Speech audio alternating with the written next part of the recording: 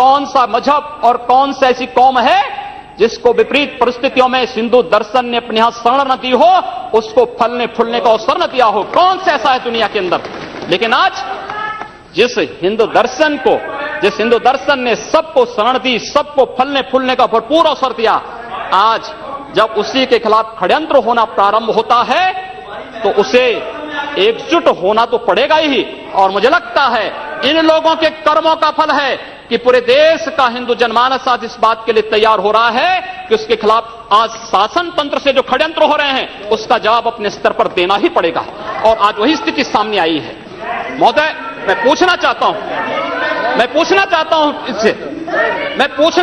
इन लोगों से, जब भारत का मुसलमान हज यात्रा करने के लिए जाता है, महोदय, जब हज यात्रा करने के लिए जाता है, उसकी पहचान तब भारतीय के नाम पर नहीं, पाकिस्तानी के नाम पर नहीं, बांग्लादेशी नाम पर नहीं, भारतीय उपमहाद्वीप का जो भी मुसलमान हज यात्रा करने के लिए जाता है उसकी पहचान हिंदू नाम पर होती है, उसकी पहचान भारतीय, पाकिस्तान या बांग्लादेश के नाम पर नहीं।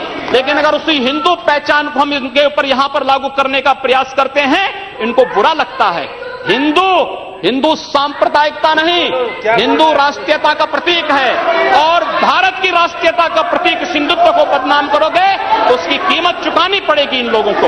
और इसलिए महोदय, मैं आप सबके आपके माध्यम से एक बार कहना चाहता हूं, महोदय, एक बार गुरुदेव रविंद्रनाथ टैगोर ने कहा था, गुरुदेव रविंद्रनाथ टैगोर ने एक बात कही थी। उन्होंने कहा था अगर भारत को समझना है, बैठ जाइए आप, फालतू बात करते हैं। महोदय, उन्होंने कहा, गुरुदेव रविंद्रनाथ टैगोर ने एक बात कही थी और उन्होंने कहा था कि अगर भारत को समझना है तो मैं भारतीय अस्मिता को पहचानना पड़ेगा। और भारतीय अस्मिता को पहचानना है तो स्वामी विवेकानंद के बारे में आप जान लीजिए। स्वामी विवेकानंद ने एक बात कही थी कि गर्व से कहो हम हिंदू हैं। स्वामी विवेकानंद ने एक बात कही थी कि गर्व से कहो हम हिंदू हैं। स्वामी विवेकानंद तो सांप्रदायिक नहीं थे, स्वामी विवेकानंद तो किसी पार्टी के नहीं थे। स्वामी विवेकानंद ने तो भारत का प्रतिनिधित्व किया था पूरी दुनिया के अंदर। और दुनिया के अंदर जो हिंदू आज पूरे देश के अंदर, पूरी दुनिया के अंदर अपनी सहिष्णुता के लिए पहचाना जाता था, आज उस हिंदू के साथ किस प्रकार का व्यवहार किया जा रहा है, वह कश्मीर से विस्थापित होता है, उसे कश्मीर से निकाला जाता है।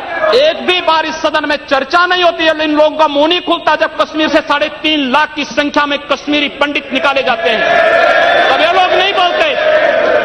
पिछले 2012 में असम के अंदर 3 महीनों तक बोडो जनजाति के लोगों को मारा जाता रहा, कोई नहीं बोला।